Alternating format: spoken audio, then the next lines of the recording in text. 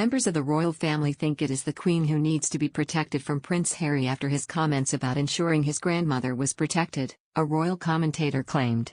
The Duke of Sussex claimed during an interview with NBC's Today Show 2 weeks ago that when he visited her at Windsor Castle last month with wife Meghan Markle, while they were on their way to the Invictus Games in the Netherlands, he was making sure that she's, protected, and got the right people around her.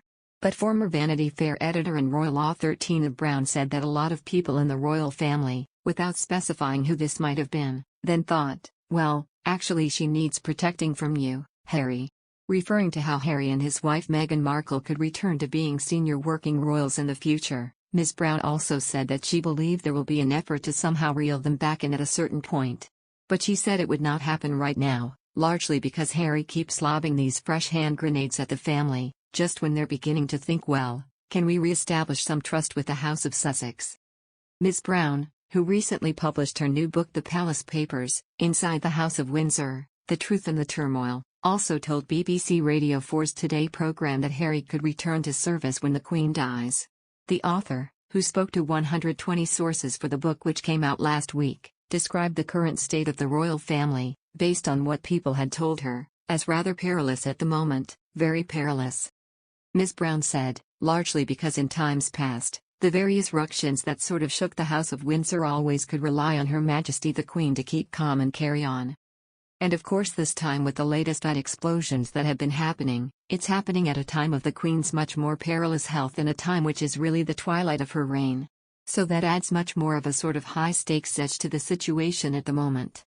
Speaking about the relationship between the monarchy and Harry and Meghan, Ms. Brown continued, well, Harry and Meghan leaving was definitely a blow for the monarchy because they did represent a more modern, dare I use the word relatable-modern, royal couple who could be deployed to connect more, essentially, with the younger generation. So losing them was actually quite a blow. And I think that there will be an effort to somehow reel them back in at a certain point, not for a bit, but I think my guess is that they will want to come back actually.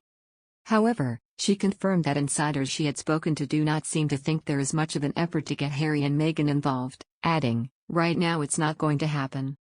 And it's not going to happen largely because Harry keeps lobbing these fresh hand grenades at the family, just when they're beginning to think, well, can we re-establish some trust with the House of Sussex? There's yet another fusillade from an American talk show and everybody in the family thinks, well, what was that about? The most recent comments by Harry about, he came to make sure the Queen was protected. A lot of people I think in the family thought, well, actually she needs protecting from you, Harry. So that isn't helpful.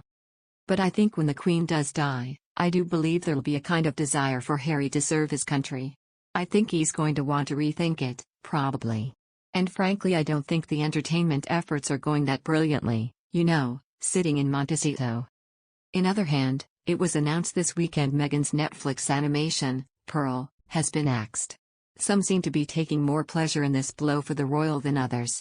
Meghan Markle was the executive producer, working with big names including Elton John's husband, David Furnish, on the project, and the news comes as Spotify announced a few have been dropped from their roster including the Obamas. Wu Tin said, here's the problem with putting a preening princess with zero executive experience at the heart of the creative decision-making process. She hasn't the faintest idea how to make a compelling drama series. Pearl was shaping up to be worthy Tosh, and Netflix is no longer prepared to treat even its British royal family staff members with kid gloves.